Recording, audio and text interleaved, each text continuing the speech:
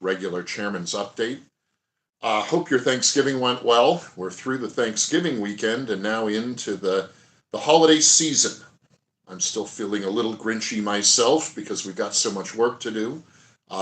This week, there will be committee days in Olympia. That's the kind of ramping up, warming up for the upcoming legislative session in Olympia, which takes place in January. So this week there are a few days of committee hearings and a little bit of pomp and circumstance at the Capitol in Olympia as we prepare for the upcoming session.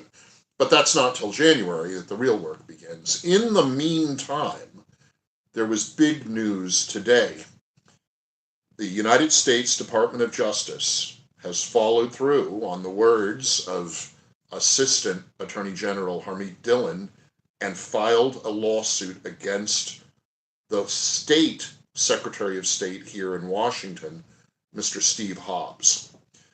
This lawsuit has to do with the Fed's request, and really it was a demand, under federal law for a complete copy of Washington State's voter databases, registered voter lists. We call them voter rolls sometimes. The Department of Justice, under federal law, actually two different specific federal laws, has the ability to, they use the word request, it's really a demand, to see a state's voter databases and effectively to audit the state's voter databases.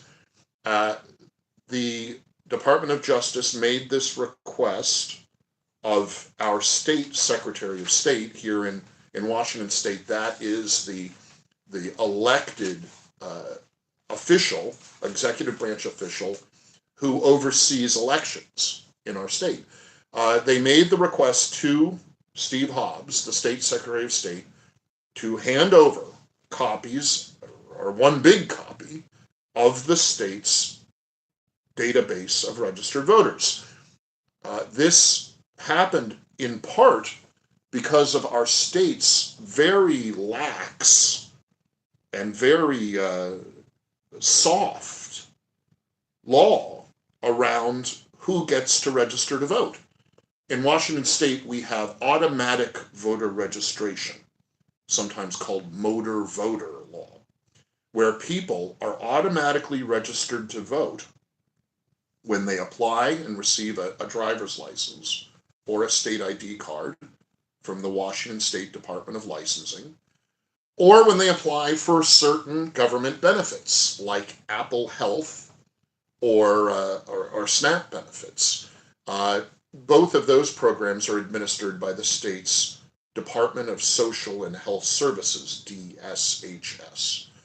And so these state bureaucratic agencies automatically register people to vote when they come to the agency seeking either a license or some benefits, unless the individual specifically says no. The default position in their paperwork, and these days most of that paperwork happens on a computer screen, is to register people. So the individual has to affirmatively say, no, don't register me. Otherwise, he or she is registered to vote. This is a policy that I'm not a huge supporter of. It exists in other states, but most of those states have in-person voting. So the in-person voting process, where you have to show up at a precinct, present some form of identification, and then you get a ballot to vote, is a kind of check on the automatic voter registration. Here in Washington, of course, we are a 100% mail-in voting state. So we don't have the built-in check. You are not someone who can legally vote. Sometimes this means an illegal alien in Washington State, but it doesn't have to be an illegal alien. It could be a legal immigrant here holding a green card or a work visa or a student visa who is accidentally, improperly registered to vote. they're mailed a ballot. There's no check. There's no process for making sure that the individual who's automatically registered to vote is in fact a citizen and a legal voter. Uh, a lot of the defenders of the current status quo here in Washington say that any form of reform, anything that would be a check on automatic voter registration, is somehow against illegal aliens. And the defenders of the current sloppy status quo say, prove to us that illegal aliens are voting. Well, it doesn't have to be an illegal alien. The improperly registered voter could be a legal immigrant here. They're still not allowed to vote. Only citizens can vote under our country's laws. Now, when an immigrant who goes through the proper legal channels and becomes a naturalized citizen, then they can vote when they become a naturalized citizen. But even if you're here as a legal immigrant on a legal visa, if all your paperwork checks out, you still can't vote in the United States. Some people on the far left are trying to change that too. But to the point, the U.S. Department of Justice requested a review of Washington State's voter databases to check, to make sure that only legal voters are registered to vote. Now, back to the sort of point man in this lawsuit, Mr. Steve Hobbs, the state's Secretary of State, he's acknowledged that there are some improperly registered voters on the Washington State voter database. He's acknowledged the problem exists. Again, some on the far left say there's no proof that anyone is improperly registered to vote. Well, actually, that's not true.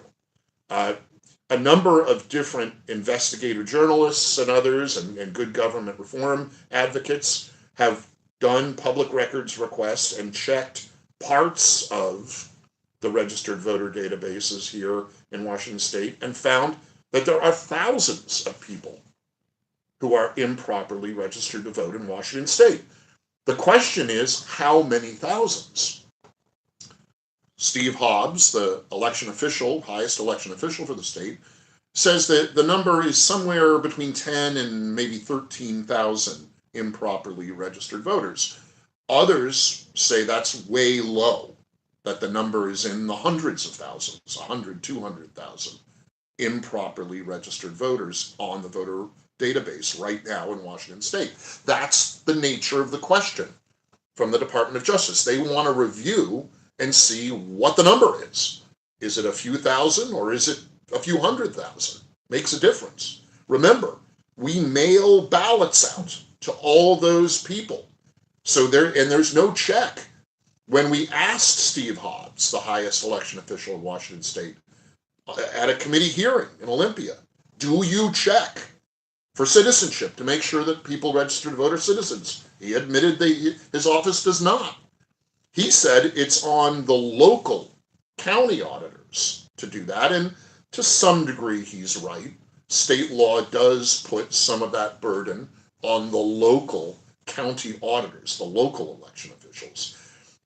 He also puts some of the blame on the agencies that do the automatic registration. Again, the Department of Licensing and DSHS largely. So there's a lot of this that goes on with who's in charge of making sure those databases are clean. But ultimately, it's Mr. Hobbs. He's the highest election official in this state. It's the buck stops with him. And so this lawsuit has him in the middle.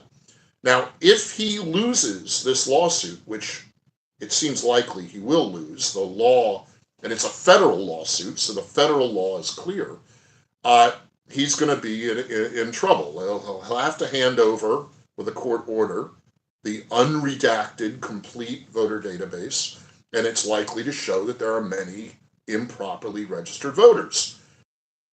I suspect that you will see a real wedge happen between Mr. Hobbs and the other progressive leftists in Washington.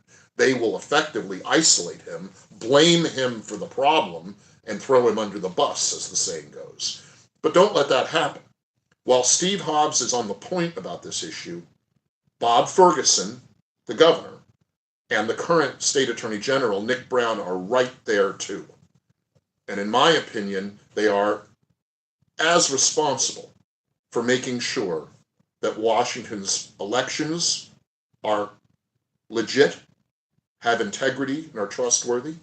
And I think they are all failing in fulfilling that duty. So watch this lawsuit. Harmeet Dillon was as good as her word. The Department of Justice has sued Mr. Steve Hobbs, the Office of the Secretary of State in the state of Washington. And the next few weeks and months are going to be interesting on this front. If the Justice Department wins its lawsuit, that's good for election integrity in Washington state, but likely bad for all of us as taxpayers, because ultimately we're on the hook for the costs of defending the current bad policy and certainly the future liabilities that are bound to be tied up in this controversy. But the long-term perspective is this will help improve elections in Washington state. And it draws attention to the importance of IL 26-126, our initiative currently out gathering signatures that would require voter ID when people register to vote in Washington. If we can get the voter ID initiative qualified with enough signatures and passed into law either through the legislature or by the people, these issues will go away. We won't have a lawsuit like this because we'll have clear state law that makes our voter databases reliable and clean and trustworthy. So keep gathering signatures for that voter ID initiative. And if you have some in hand, send them in or drop them off, because we are now in the harvesting mode. We are collecting the petitions in support of the voter ID initiative. That's it for this week. Until next time, be well and stay strong.